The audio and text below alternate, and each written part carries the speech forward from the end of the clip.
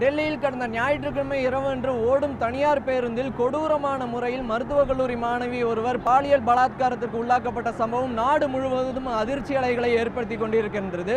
டெல்லியில் கடந்த பல நாட்களாக பல்வேறு சமூக ஆர்வலர்களும் மகளிர் அமைப்புகளும் மாணவ மாணவியர்களும் போராட்டத்தில் ஈடுபட்டு வருகின்றனர்.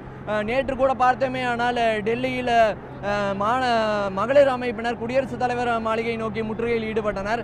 அதனைத் தொடர்ந்து இன்று ராஷ்டிரபதி பவன் அருகே அமைந்திருக்கும் நார்த் பிளாக் பகுதியில் சுமார் 4000 முதல் 5000 மாணவ மாணவியர்கள் இங்கு கூடியிருக்கின்றனர்.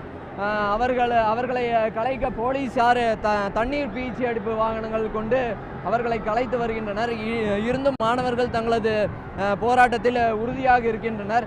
அவர்களுடைய தலையாய கோரிக்கையானது சுமார் அந்த குற்றத்தில் ஈடுபட்ட 6 நபர்களும் தூக்கிலிடப்பட வேண்டும் என்பதே அவர்களுடைய தலையாய கோரிக்கையாக இருக்கிறது.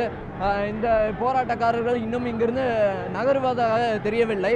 ஒருபுறம் காவல்துறையினர் இங்கு பலத்த பாதுகாப்பு பணியில் ஈடுபட்டு வருகின்றனர்.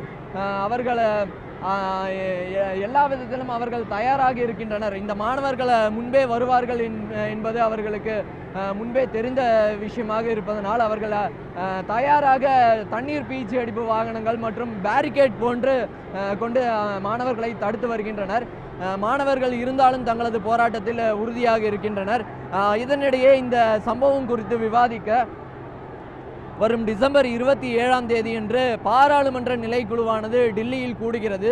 இந்த கூட்டத்தில் உள்துறை செயலர் RK சிங் மற்றும் டெல்லி போலீஸ் கமிஷனர் காவல்துறை ஆணையாளர் நீரஜ் குமார் அழைப்பு விடுக்கப்பட்டுள்ளது.